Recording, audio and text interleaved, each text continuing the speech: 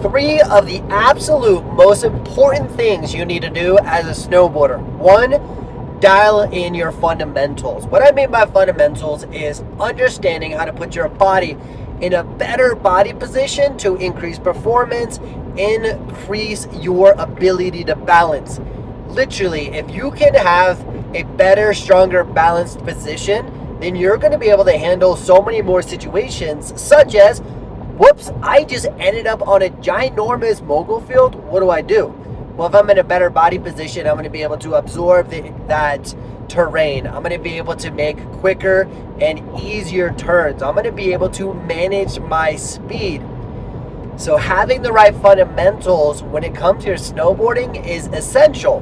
But yeah, cool. What does that actually mean, Tommy?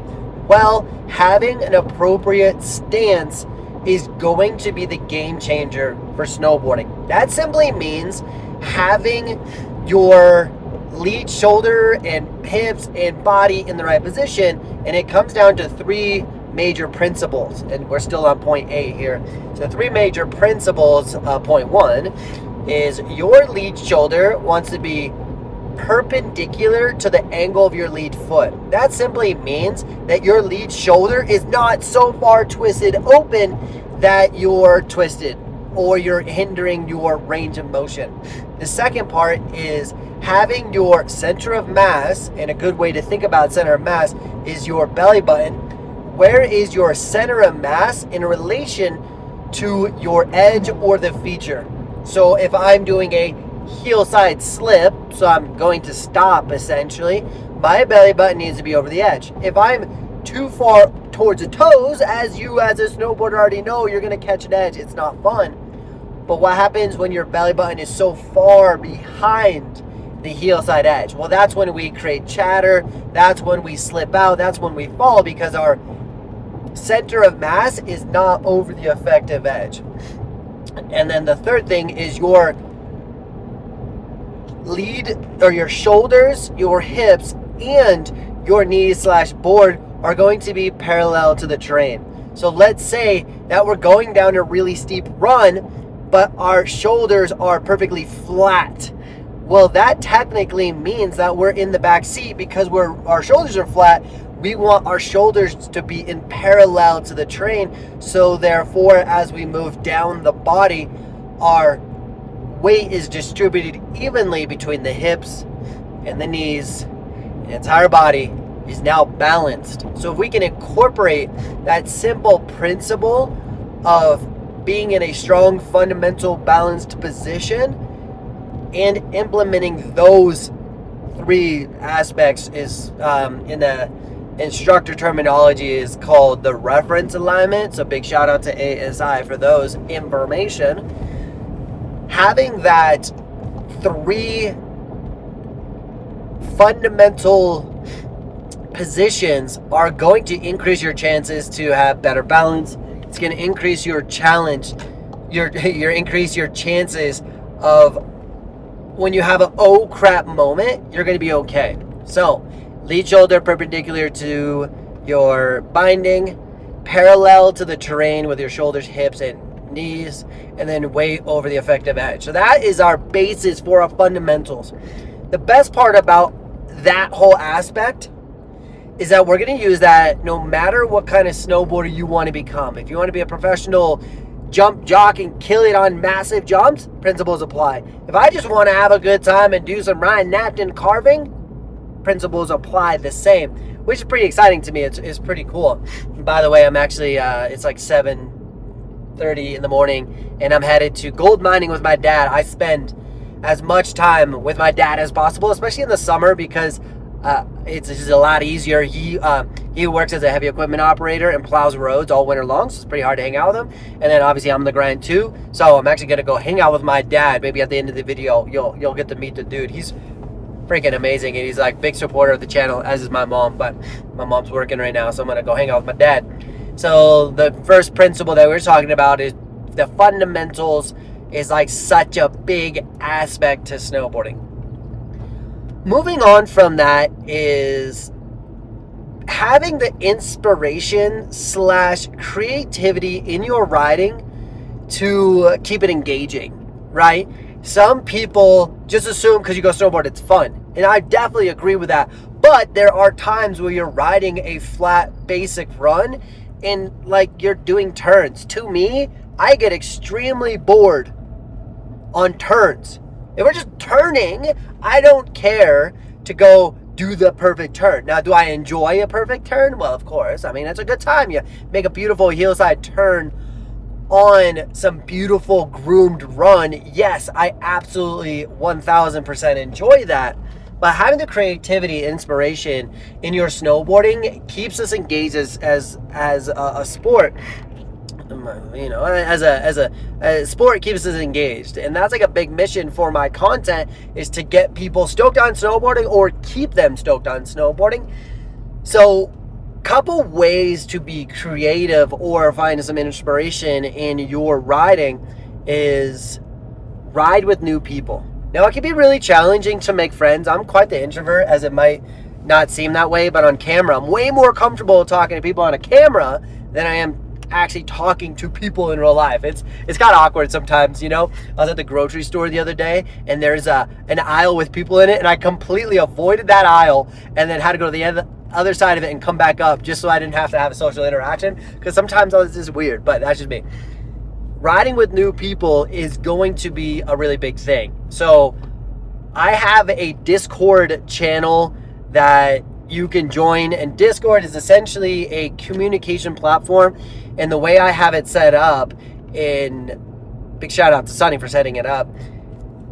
The way it's set up is there's different sections where I'm from Colorado, who's riding, and you can actually set up little meetings or meet and greets, so you can see who's riding that place at that time. There's different states categorized by different states and different resorts. There's also different little tabs in Discord where there's going to be a section for coaching and feedback and questions and chatting and that kind of stuff. So there's a lot of cool stuff. So I'll link that down in the description below just so that you have access to that.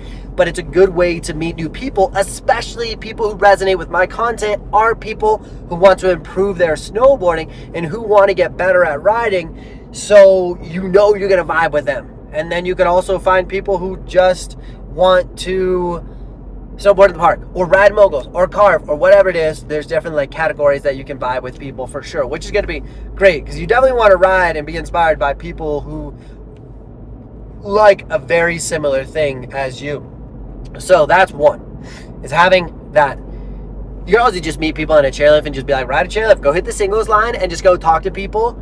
That's also another life hack that you could do. Go socialize, go talk to people, go to the park, just ride as many different chairlifts with as many different people as possible, and then you can make some conversations.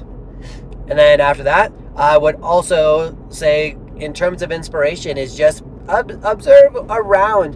What are people doing as they're riding down the mountain? And for me, as a coach and instructor mindset, I'm constantly evaluating what people are doing. It's not me being hypercritical of people. It's just more of like a curiosity, or I'm training my mind to be sharp so that when I am coaching at summer camps, say, I am on, you know, I understand what the body is doing, which is super cool. And then then after that is brain fart. Got to keep it going. Let's see. So we got Discord, we have creativity. Oh, and then we got the internet. And like obviously I'm gonna like self-promote and shamelessly. My Instagram and my YouTube and my TikTok and my YouTube Shorts channel is intended to inspire. I'm not trying to impress people by my riding, because I do feel like my riding's not as sick as it could be. I hold ridiculously high standards for my riding, and I wish my riding was way, way, way sicker, especially for how long I've been snowboarding. But that is going to be a big deal, is to check out the content and save some of your posts. I'm trying to make sure you guys aren't blinded by the sun. Good morning. Thank you, sun. Sunny, beautiful Colorado. I would show it to you, but I'm driving. But the mountains are snowy. Let's go. But the content is designed to be able to be consumable. It's quick. It's savable so that you can save it on your phone and go ride and go vibe and go use that as soon as possible. And that's like my idea for it, is save the post, have a library of inspirational things to do on the mountain. Now in my content, it's very, very diverse. I don't want to just do beginner content. I don't want to do just advanced content. I want to do content that helps people such as you. But definitely comment down below what your favorite style of videos are or level of riding, so that I can make sure that I'm just nailing that to the T. But I love creating freestyle tricks outside of the park. I love doing challenges. I love pushing the body in different ways. So being creative on your snowboarding is exciting. It's fun. Push your friends. That is like a really big thing. And then the third bullet point to this whole thing is, if I have the fundamentals and I have the idea of being creative, I still need to understand the fundamental movements of how my board moves and how my body moves, which does mean that I need to have some good biomechanical positions, which could include having a really good squat. So let's touch upon that real quick. Having a really good squat means keeping your spine upright and being able to get your belly button / tailbone close to the ground while your spine is upright. If I dip my shoulders down too much, that becomes a very compromised position, both for my body, injury, and I'm going to fall over, therefore injure myself. So if you could be in a better vertical squat position, that's going to allow you to be able to handle bigger jumps, handle the moguls, handle dynamic movements on a carve. So really focus on being able to get your tailbone down as low as you can while keeping your spine upright. Now, sometimes we only get to parallel and then our hips drop down, and that's as far as we can go. You may be restricted in your ankle flexibility, your knee flexibility, not so much knees, probably more like your hips. So you want to work on your flexibility to be able to do all that stuff, and you could just work on that with your while you're riding. But I found at summer camp, and I found this quite a few times, people struggle to have really good squat mechanics or be able to get the range of motion that they want because their boots were too stiff or way too tight. Now, I would love for you to do this experiment. Put your snowboard boots on and tighten them up as tight as you can, and try to squat down in the position that I am talking about, is getting that tailbone as low as you can, literally trying to touch the ground while the spine upright. Do that with your boots as tight as possible. Then loosen your boots about 50%. Let those things loosen, but allow your shins to go forward. By having more range of motion through your ankle, allowing that shin to go forward, you'll be surprised on how much range of motion you'll get if you have flexibility in the ankles. It's literally why I land so many tricks and I have such good range of motion, is because of my ankle flexibility, allowing my shin to go forward, allowing my hips to go in this particular position. So that's going to be a game changer when it comes to your squat. The best part about snowboarding as a coach, as an instructor, as a snowboarder, is our body can only move in so many ways. Our spine can flex and our spine can rotate. Cool. There's not this magical thing that you have that I don't, or that I have that you do not. We get to play by the same rules here. And then our hips their hips are obviously a ball and socket, so then we can do really cool things with our hips. We can shift our femurs back and forth, we can lift up, we can go rotate, we can do a lot of cool things in that hip socket. Once again, our body can only move in so many ways. So once you understand how to utilize your body on the snowboard, it's going to unlock a whole new level of dynamic range or range of motion. We're also going to unlock the ability to generate more power, more absorption, more awesomeness on your snowboard by understanding the body positions. I'm going to do a whole new video on body positions at the gym. I might actually film this tomorrow, and if you've made it this far, I'm posting a video every single day as long as I can. I would like to do the whole winter. So some of the videos are going to be straight up talking like this. Some are going to be high production value style videos. We're going to do all sorts of stuff. So definitely come back. I'm premiering videos every day. Come chat with me. Come join the live stream on Tuesday. It's also going to be considered a video. That's being here active on the YouTubular. I was thinking about calling it snow tubular dudes, or snow, not that sounded lame, but like, what's up, snow tubers? Is that cringe? Is that just the worst possible thing that I could ever say?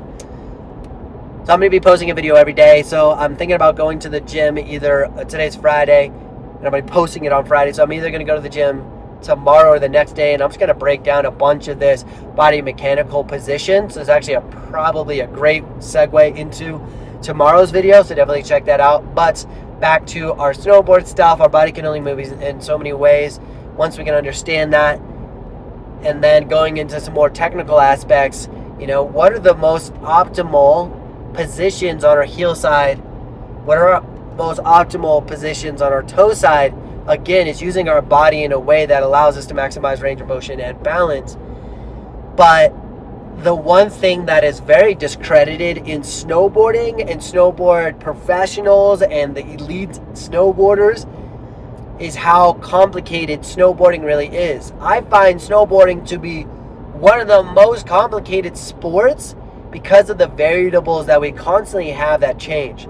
Let's say I go to a basketball court and I'm going to play basketball as a profession. There's very limited amount of variables. It's really how I'm feeling, and you could argue air temperature and humidity plays a factor in how the ball bounces and moves, but to me it's such a small scale that it's such a small percentage that it's not as a significant factor. Whereas we have how our body feels.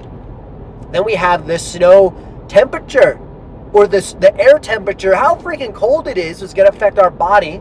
Then we got our equipment in that snow temperature. Maybe it's really warm and things move really good, but maybe it's really cold and all our gear is stiff, but then our board is slow, or we didn't wax it. So that's another thing, is we got wax on our board that is going to play a factor. Then we have constant changing equipment because our stuff is breaking down, our boots are breaking in, our board is getting more beat up as we go, and we're getting micro scratches or scratches at our board to help or to hinder our speed.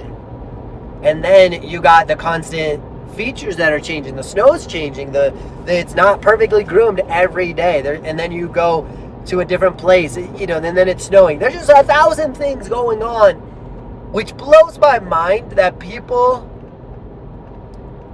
that I've experienced with, whether it's people going to summer camp, whether it's the 15 years I've instructed, or it's the competitive athletes, a lot of people expect to be able to perform the same trick or the same way or ride the same exact at the same exact level 100% of the time. They're not giving credit to how gnarly or how challenging snowboarding is. Every day is different. That's when you become so good at snowboarding that you can adjust to those conditions and snowboard at that level every day. When you're newer to the sport, you haven't experienced all these conditions. I've snowboarded thousands of days, so I've experienced a lot of different conditions and situations, and I've been there hundreds of times. So now, one thing that I have an advantage of being in sport for so long, is I can see a feature or see the conditions or see the jump into a feature or the jump on a side hit or whatever it is. I can just see it and I know how to put my body in the right position to handle what that is. And then that's usually a pretty educated guess. And then as I'm in the situation, I'm constantly adjusting and adapting to that situation. So the biggest thing that you can do as a snowboarder is to snowboard as much as possible. There is absolutely, in my opinion, no replacement for snowboarding. You could get a snowboard and gym on your carpet 1,000 days in a row. Yes, you're going to improve, but not at the same extent of being on the mountain. It's really challenging to mimic that, which is it's just really challenging. And no, I'm not driving slow. I'm actually doing the speed limit, but people just love going fast. Like this dude, they're mobbing. I go the speed limit, 65. I'm actually going 63. But like people are passing. I am also have two hands on the wheel. This one's down here, by the way. So, and I got my seatbelt on. Don't worry about it. But I like going the speed limit. Okay, 2 o'clock in the morning. Here's a question for you. 2 o'clock in the morning, there's a stop sign. A, do you stop all the way? B, you gotta take a left-hand turn. Do you use your blinker at 2 o'clock in the morning when absolutely no one's around? For me, I stop at that stop sign. I look around. No one's there. I use my blinker. I don't care. I like following rules, okay? Back off. But yeah, there's nothing to replace snowboarding. You gotta snowboard. Whether that's going extra time on your vacation, whether that's, if you're really trying to get good at snowboarding, going at night after work, or that's going every weekend, or that's going during the summer. And I know there's gonna be comments in the comment section. Well, I have a full-time job. I understand. I'm 4 hours away from the resort. You're amazing for driving 4 hours. But it's just, if you're, the goal is just get better at snowboarding. That's the real answer, is being able to get as much time on snow as possible. That's a big deal. But in addition, getting feedback or riding with intention. And to me, when I was a competitive athlete, I loved progressing. And progressing is fun. Chipping away at this trick that I suck at, to me, is fun. It's gratifying. It's fulfilling. It's engaging. So it's not like I need to go have the perfect day and make the perfect turn. I just want to progress my snowboarding. That's fun. And so if you're trying to progress your snowboarding, measuring your level of fun is like, yeah, that's totally cool. So if you're trying to get better and you want to maximize your improvement, snowboard more and get feedback. Get feedback from somebody who knows what they're talking about. That's a big challenge that I feel is in the snowboard industry. A lot of experts who snowboard one day a year and say a lot of things and don't actually live it. Get feedback from people who live it, who are in it, who are qualified. And the other big thing is, because you snowboard 200 days a year doesn't mean you're qualified as well as somebody else who spends their whole life teaching snowboarding. That's something that is a big deal, because what they know to be true could be true, but there's so many other factors. How my body mechanics work versus your body type, your goals, your experiences, your skill set. I have to, as an instructor / snowboard coach, take all that in consideration and give you the as optimal feedback for you at your stage, versus, well, this works for me, just do it my way. That's not how I teach. I want to give you what works for you and your body type. I'm going to wrap this up really soon, but I had a friend who was an instructor who's doing all these exams. And when it comes to an exam, you got to pass the test. That's just the point of it, right? And so a lot of people are teaching my friend different grabs. You got to do a grab for this exam. And then this awesome individual had maybe struggled through some of the exams because they weren't able to grab their board to pass the exam. And that was the only thing holding them back. And many instructors and many trainers were like, oh, just do it this way, this way, this way. But we're not taking in consideration the challenges, the biomechanics of the human body of that particular individual. And then I gave her one feedback, and she got the grab instantly. First try, was blown away. Did the exam that next weekend, passed it, no big deal. And you got to be able to give the people what they want, what they need for their body types. Now, were the other instructors wrong? Not necessarily. But what was the goal? Was it to learn this trick, or was it to pass an exam?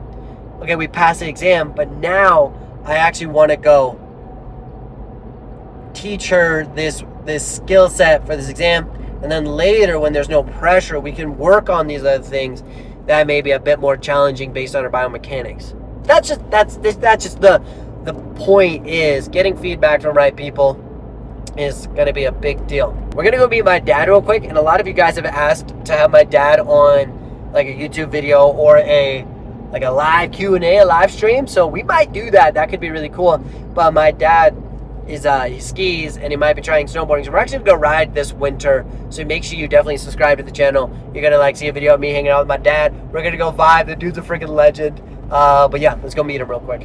So this is what we're doing. We got the sluice box here, but my dad, well, you'll meet him in a second, he's digging a hole, putting them in the buckets, and then I sit here, and then I feed it into this little contraption, and then the water cleans all the material, as we call it, and then it essentially drops off the gold. The gold is heavy, and at the end of the day, we will go through it, and then we do this thing called panning, which I don't know where my pans are. They're over here. You pan it out, you separate all the other stuff from the gold, and you try to get gold. All right, this is what we got after 10 buckets. Look at all that gold. I know it doesn't seem like a lot, but it's a good time because I get to hang out with my dad. So yeah, and something. I thought he was gonna say something else. It just kind of got awkward there, but let's introduce you to my dad. This is Rich. What's up, Dad? Hey, what's up, son? So I'm gonna ask, I got a question for him. And the question is, what is your favorite memory of me snowboarding when I was a kid? Let's hear it. I'm gonna switch cameras and make this look good. All right, we're good to go. Story time. Well, there's been many of them. When I was at Beaver Creek Metro, you used to come up and snowboard when you were 11, 12 years old. And then you would go between Beaver Creek and Arrowhead, and you used to cut through. And then we got a call, and Mom and I, that you had talus on your ankle. You were snowboarding between the two runs, and there was a tree laying down that had snow on it, and you used to jump over it. But lo and behold, it melted a little bit, and you crashed through it, and you end up that log hitting your ankle. I brought you down to the bottom of the Beaver Creek, and Mom come picked you up to go get it checked. But you got to remember, 11, 12, that the sun kind of melts the snow a little bit, and stuff gets soft, so some of those tree jumps ain't the same. So that wasn't sort of funny, but it's like being a dumbass at that age. All right, I got to get back to digging. Can't find gold without digging. And the worst part of that, I couldn't go snowboard, but the doctors asked my mom, is he faking it? And I was like, no, I want to go snowboard so bad. And the doctor's like, well, we can't figure out what's wrong with it because I hurt my talus, or there's a bone in my ankle. I hurt my ankle and I couldn't snowboard and it would hurt, but they didn't find any x-rays of anything wrong. And then they put me in a cast for like 4 to 6 weeks. I got out of the cast so excited, and then it was still hurting a lot. So I was definitely pretty bummed on that. But yeah, funny. That's my dad. I should do a little Q&A later in the season. We're gonna go ski/hill ski. I'll snowboard. Maybe we'll get him on a snowboard. Let us know down below if we should make him snowboard, or request, maybe not make him, request if he wants to do that. But on that note, dudes, I appreciate all of you. Come back tomorrow, because I got another video about working out. I'm gonna film that super early tomorrow morning, and I'll put it out. Try to get these videos out at 4:30, but sometimes these videos take like 14 hours. Okay, maybe not. Take about 3 hours to upload sometimes. So I would say just put post notifications on. We're also going to be doing some giveaways here soon for the notification gang. If you guys are on notice, and I'm going to do something where, like, you know, the first few comments, we're going to get something, and it will be announced in that video or in a video. It's going to happen in the next week, so make sure you put the post notifications on if you've made it this far. Appreciate you. And on that note, I'm out. Let's go. Woo!